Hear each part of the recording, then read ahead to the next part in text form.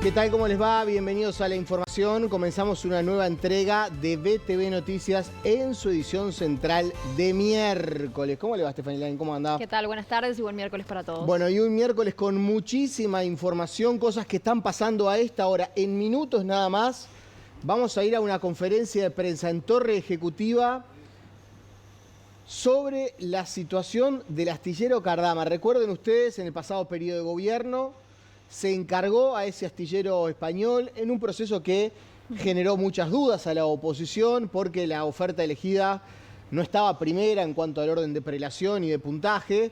Fue muy cuestionada esa decisión y el gobierno anuncia acciones importantes. En minutos nada más le vamos a dar detalles desde Torre Ejecutiva. Además, hoy tenemos una nueva encuesta de la consultora Factum y va a estar Eduardo Botinelli con nosotros.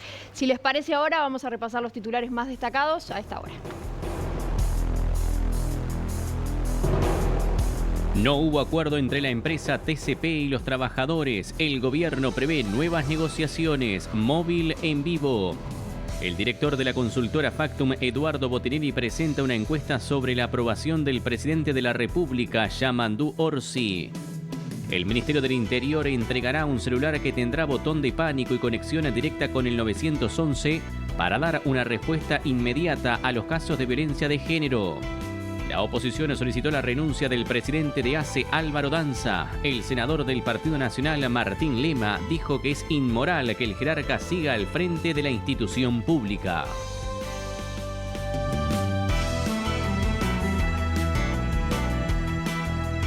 Insisto, presten mucha atención porque a lo largo del noticiero vamos a ir a Torre Ejecutiva con esa conferencia convocada por el gobierno. Ahora vamos a exteriores, a nuestro primer contacto. Exactamente, hay novedades sobre el conflicto en el puerto. Matías Garro nos amplía esa información a esta hora. Mati, adelante, bienvenido. Sí, gracias compañeros, el gusto de saludarlos a ambos, también a todos los televidentes, y los convocamos para repasar lo que tiene que ver con el conflicto en la terminal Cuenca del Plata, concretamente el conflicto entre la empresa Catunazzi y sus trabajadores. Hay mucha incertidumbre en torno a esto. También hay que decir que por el momento el puerto está funcionando con normalidad, sin medidas gremiales. Los trabajadores retomaron las actividades a partir de la pasada medianoche, pero hay mucha incertidumbre, vuelvo a reiterarlo. ¿Por qué? Bueno, porque hoy se reunieron los trabajadores del gremio del puerto con el Ministerio de Trabajo.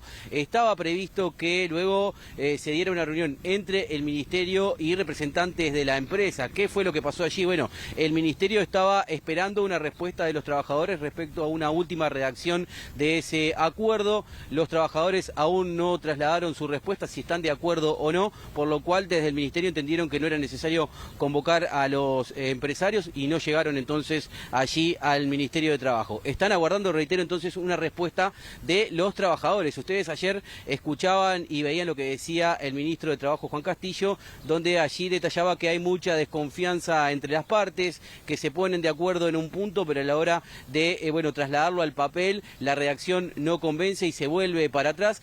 Por lo tanto, siguen sin un acuerdo y esto genera preocupación en el gobierno, altísima preocupación. Así lo dijo el ministro de Economía, Gabriel Odone, hoy en una actividad. Dijo que genera preocupación al Ministerio de Economía, pero también le consta que genera preocupación en el gobierno de Yamandú Orsi. Dijo que es natural que hayan conflictos, pero que estos se deben dirimir en un tiempo precavido, ¿verdad?, para no generar mayores prejuicios en las inversiones y en la producción uruguaya. Pero si les parece, vamos a ver y escuchar lo que decía el ministro de Economía, Gabriel Odone. La situación, diríamos, desde el punto de vista del trabajo, la terminal a partir de las 11 de la noche está trabajando normalmente, sin ninguna interrupción. Hoy hubieron algunas reuniones que tuvo el Ministerio de Trabajo con el sindicato. Luego se levantó la reunión que iba a haber con la empresa, que iba a ser 3:30 de la tarde. Y estamos esperando a ver si hay otra nueva convocatoria o si hay algún mensaje de algo que tengamos que discutir, pero por ahora, en fin, no sabemos muy bien cómo va a seguir esto. ¿Por qué se levanta la reunión con los empresarios? Con nosotros se levanta, con nosotros digo, porque yo soy parte de este caso de la empresa, se levanta porque en realidad no había ninguna redacción para poner arriba de la mesa que tuviera el acuerdo del sindicato. Y la idea era, la idea fue siempre trabajar con unos y con otros y ir arrimando posiciones. Y fue muy difícil todo ese proceso, no se logró concretar bien.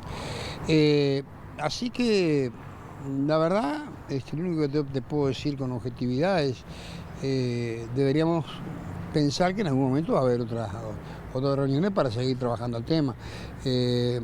Pero ahora la terminal está trabajando, por lo tanto tampoco se puede decir nada que el sindicato esté incumpliendo o algo, pero veremos las próximas horas qué es lo que sucede. La verdad que es bastante atípico todo esto, no tengo más de un conflicto encima, es bastante atípico todo esto. Pero bueno, todos los conflictos tienen una resolución, en algún momento se va a solucionar. ¿Por qué lo considera típico? Porque siempre hay canales por donde vos terminás encaminando las cosas y te terminás poniendo de acuerdo. Puede ser un poco más de tiempo, un poco menos de tiempo, pero en general vas confluyendo en situaciones donde, desde mi punto de vista, cuando soy sindicato, vos te vas dando cuenta que no podés ir más lejos y la empresa también dice, bueno, esto es lo mejor que puedo obtener. Y ahí confluís. En este caso es diferente, yo la verdad que no logro entender bien las cosas y bueno, a veces eso dificulta llegar a acuerdos. Las disculpas del caso a todos los televidentes. Allí ustedes escuchaban y veían a Jorge Pozzi, quien es el representante en TCP por parte del gobierno, quien detallaba que para él es un conflicto bastante atípico y allí mencionaba que entiende como que no se llegan a poner de acuerdo las partes, no hay voluntad, ¿verdad? No confluyen esas ideas para llegar a un acuerdo y explicaba todo lo que yo les relataba anteriormente, que bueno, los empresarios finalmente no pudieron concurrir al Ministerio de Trabajo por no tener todavía el Ministerio una respuesta de los trabajadores y están aguardando entonces esa respuesta, pero también destacaba lo que les decía, que el puerto por el momento sigue trabajando con normalidad sin medidas gremiales. Ahora sí, vamos a compartir con ustedes la palabra del ministro de Economía también refiriéndose a este tema. Desde el punto de vista de mi cartera, del Ministerio de Economía, este es un tema de altísima preocupación, me consta que para el presidente de la República también lo es, así que estamos con toda la energía puesta para poderlo resolver. Pero es un tema relevante que tenemos que resolver, precisamente para atraer inversiones tenemos que estar en condiciones de no tener conflictos, que los conflictos son algo natural y razonable que ocurra en todo el lugar del mundo, sino que los conflictos se canalicen y se resuelvan en tiempos y de formas que no afecten severamente la inversión. Eso es lo que es nuestro compromiso. Pero ve con preocupación precisamente los empresarios que están interesados en invertir en el país. ¿Ven un conflicto de estas características? ¿Pueden replanteárselo, considera? No, conflictos en el mundo hay en todos lados. O sea, basta que uno mire lo que ocurre en otros países de la región y de Europa. Conflictos son parte de la vida democrática. Lo importante no es que no haya conflictos, porque hay lugares donde no hay conflictos laborales, porque precisamente las libertades individuales no están garantizadas. Lo importante es saber encontrar los mecanismos para resolverlos rápidamente. ¿Uruguay se expone a sanciones o multas por no poder cumplir con los compromisos asumidos? ¿Te referís a exportaciones? Bueno, como todo negocio, si vos, no Uruguay, el empresario uruguayo, que es en el fondo Uruguay, se expone a que el no cumplimiento de una entrega, sí, le pueda significar una multa o le pueda significar la pérdida de un cliente, lo cual es un tema complicado para Uruguay. Por eso es que el gobierno uruguayo está muy concentrado en resolver este problema. Le agradecemos a Matías por este aporte, insistimos en minutos nada más, volvemos al contacto allí en Torre Ejecutiva. Ahora cambiamos de asunto y les contamos que el gobierno analiza crear una ley aparte para insistir con el levantamiento del secreto bancario en algunos casos, iniciativa que fue rechazada a nivel de la Cámara de Diputados en el marco de la ley de presupuesto. Nosotros tenemos una advertencia de la OCDE de que hoy con la legislación vigente nosotros no estamos cumpliendo con algunos de los mandatos de la OCDE que la OCDE nos recomendó mejorar, entre otras cosas, para seguir siendo un país ampliamente cooperante en los estándares de OCDE. No tenemos ningún elemento para decir que de no hacerlo vayamos a perder esa categoría y pasar a ser un país parcialmente cooperante, pero nosotros, como está en este momento una misión de la OCDE en proceso de revisión, es posible que de esa misión surjan sugerencias, comentarios, algunos de los cuales vayan sobre el tema secreto bancario. Así que yo lo que tiendo a pensar es que, por más que el Parlamento no lo votó, es posible que este tema vuelva, no ahora por iniciativa del Poder Ejecutivo, que fue lo que nosotros quisimos resolver con tiempo y sin urgencias, sino porque un día encontremos que tenemos una clasificación de la OCDE que nos haga sentir incómodos, para lo cual vamos a tener que reaccionar. ¿Una ley aparte? Y bueno, sí, en la medida que la ley de presupuesto, o sea, yo voy a insistir en el Senado con la importancia de este tema, pero el Parlamento es absolutamente soberano y entiendo que diputados, al haberlo votado contrariamente, es difícil que este proyecto prospere ahora. Pero el comentario que yo sigo subrayando es, este es un tema que no se cerró porque nos va a volver, porque el actual esquema que Uruguay mantiene no es de satisfacción para la OCDE, y salvo que nosotros no querramos ser un país ampliamente cooperante con la OCDE, vamos a tener que volverlo a discutir, y eso va a suponer una ley aparte cuando eso ocurra. Avanzamos con otras informaciones. El presidente de ACE, Álvaro Danza, superpuso sus actividades como jerarca del organismo con la docencia en la Universidad de la República. Según informó el programa Si Nos Va de Radio Carve, Danza marcó entrada y salida de forma virtual en el Hospital Pasteur cuando se encontraba de gira en el interior o en actos oficiales.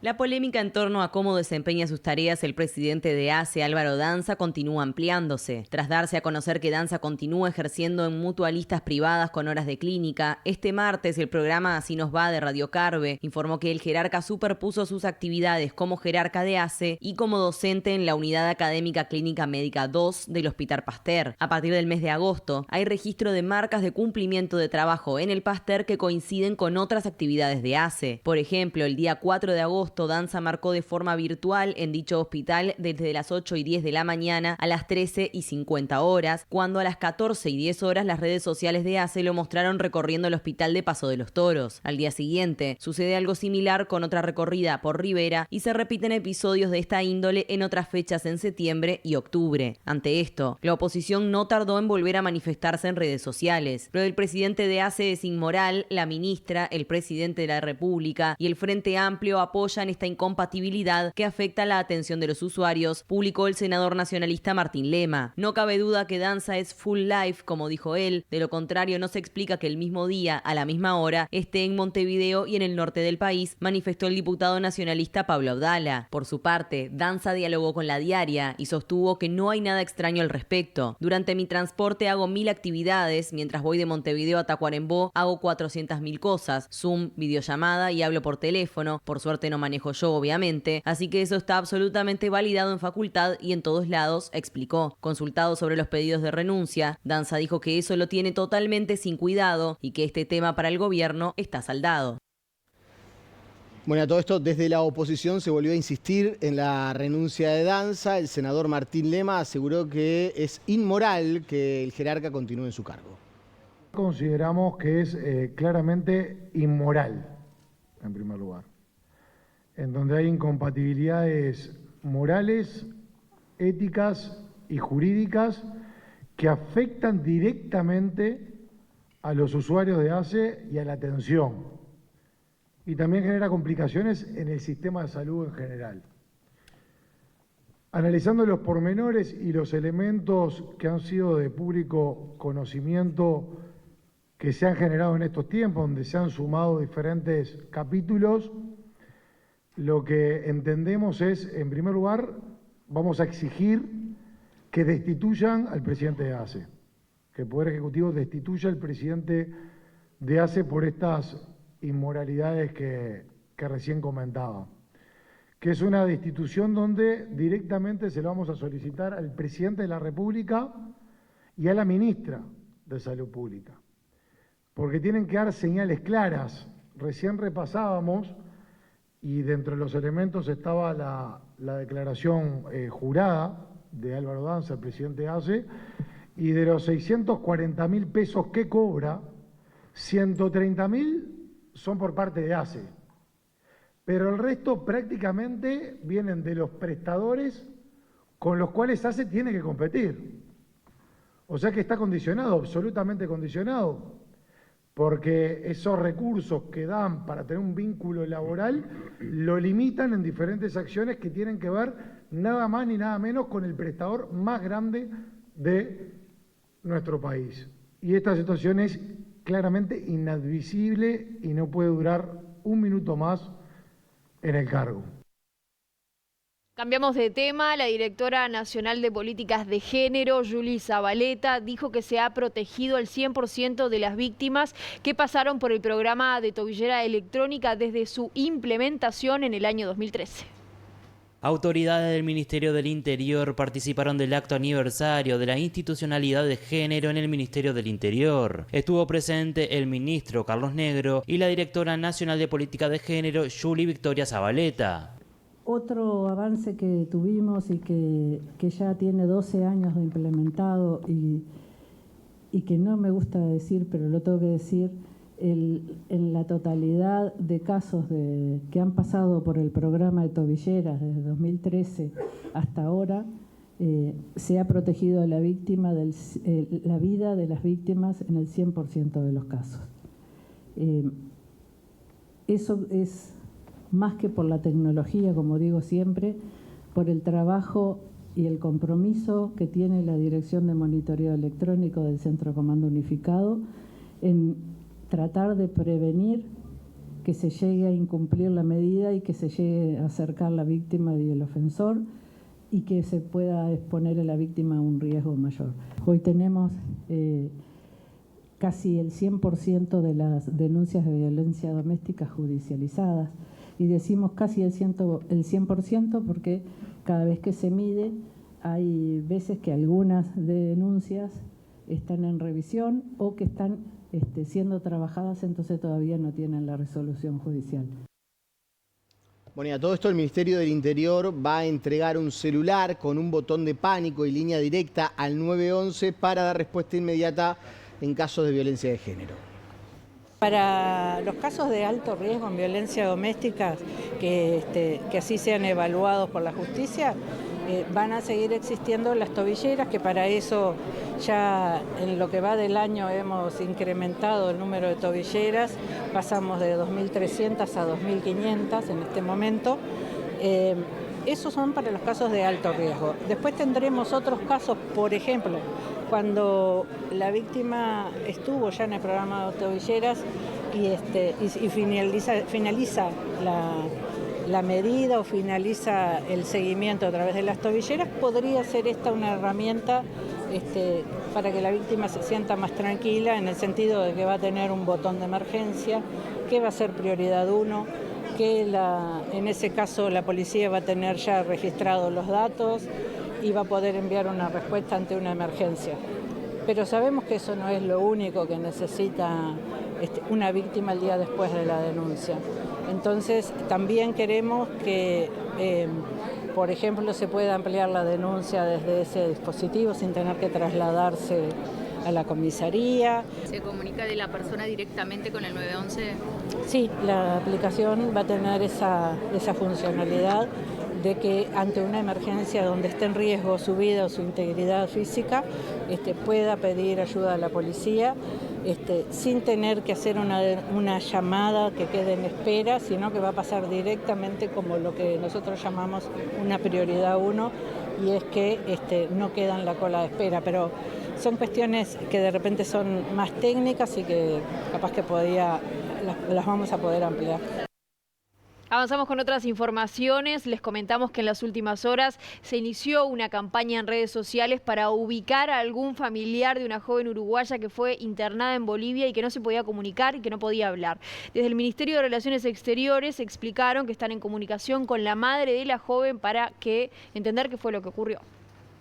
Tanto el consulado nuestro en Santa Cruz de la Sierra como la embajada en La Paz están ya al tanto, estaban haciendo un seguimiento cercano. La dificultad era, como bien decías, encontrar algún familiar que pudiera por lo menos responder por ella y dar un poco de contexto de situación. Eso gracias a un poco al efecto que tuvo el seguimiento del tema en las redes y el impacto que tuvo la reacción que generó en la gente, permitió encontrar a la madre, así que estamos ahora directamente, no quiero hablar un poco de los detalles médicos porque creo que no nos corresponde, tratándose de una persona, pero por lo menos creo que ahora estamos un poco más encaminados para poder solucionar la situación. ¿O tenía cédula uruguaya? Es uruguaya. ¿Y estaba en viaje o es residente allá? No tenemos más detalles porque ella no puede hablar, no está dando, o sea, no puede interactuar y por lo tanto va a depender un poco de lo que se hable en estos días con la familia para entender un poco cuál es su situación. Se imaginarán, como esto es un tema delicado y hay una persona entre medio, es preferible no dar tantos detalles hasta que tengan. Lo importante ahora sí es que tenemos una forma de comunicarnos, si no con ella directamente, con parte de su familia. ¿La mamá estaba acá y viajó a Bolivia? Todavía no sabemos. Están contactando con la madre que estaría acá. ¿Recibe atención médica? Ella está atendida médicamente, sí. Además hay una colonia y un grupo de uruguayos también que se acercaron y están ayudando y nuestro cónsul está además muy presente tanto en el hospital como en la interacción con los médicos. Detectaron rastros de garrapaticida en un cargamento de carne que fue vendido, exportado por Uruguay a China. Las autoridades del gigante asiático avisaron a nuestro país y quitaron la mercadería de circulación. Esto es algo que sucedió ya hace un tiempo, no es reciente, estábamos informados a través de INAC y estamos haciendo el seguimiento como en todos los casos en que sucede algún problema con un cargamento. No tuvo consecuencias, lo que se puede imaginar uno a partir de estas situaciones es que haya un control un poco más reforzado en los próximos cargamentos, pero estábamos al tanto a través de INAC. ¿Qué se detectó en la carne y en qué nivel? Es un medicamento contra un garrapaticida que cuando se tiene que dar con cierto tiempo antes de faenar y si se hace muy cerca de la faena se detecta y por eso es que se destruye el cargamento. ¿Problemas para la salud, el consumo de esa carne? Hay siempre discusiones sobre si puede o no puede. Lo que sí es cierto es que no debería haber sucedido y no debería haber habido presencia. Uruguay lo cuida mucho. ¿Con China? Por suerte la relación con China está muy bien, entonces fue solamente el anuncio, el aviso de que había sucedido y la destrucción de ese cargamento por motivos de sanidad. ¿Cuál frigorífico? El frigorífico en realidad no tiene la culpa, en realidad esto sucede a nivel de la producción, entonces se está haciendo la trazabilidad para entender un poco de dónde viene. Hay sí un trabajo que está haciendo tanto INAC como el Ministerio de Ganadería, Agricultura y Pesca para entender un poco dónde sucedió el problema. ¿La destrucción dónde se hace? ¿Eso es cuando retorna? En China, no, en China directamente. China no deja que ese cargamento salga. En el momento que detecta esto, destruye el cargamento. Y entre 2020 y 2025, la Dirección Nacional de Aduanas realizó 13.547 incautaciones en los diferentes pasos de frontera por casi 1.590 millones de pesos. Solo en lo que va de este año se llevaron adelante 1.781 incautaciones por un valor de más de 250 millones de pesos. Según datos de la Dirección Nacional de Aduanas dados a conocer este martes, las incautaciones en los pasos de frontera terrestre con Brasil se mantuvieron estables en el último quinquenio con pequeñas oscilaciones al alza entre los años 2021 y 2023. Los pasos de frontera de Bella Unión, Artigas, Rivera, Aceguá, Río Branco y Chuy han ejecutado desde el año 2020 a la fecha aproximadamente un 33% del total de las incautaciones realizadas por el organismo en todo el país. La Administración de Aduanas de Rivera es la que registra el mayor número de incautaciones en este periodo, con 4.388 entre los años 2020 y 2024.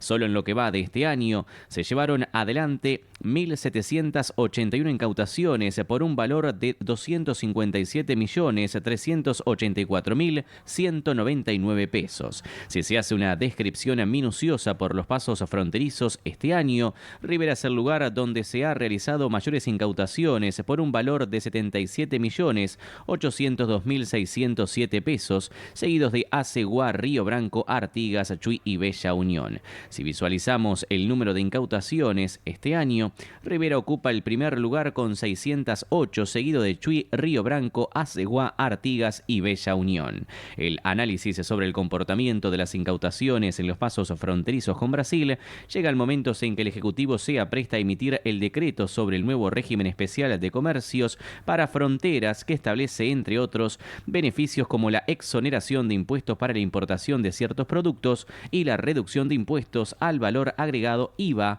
como también el impuesto específico interno, más conocido como IMESI.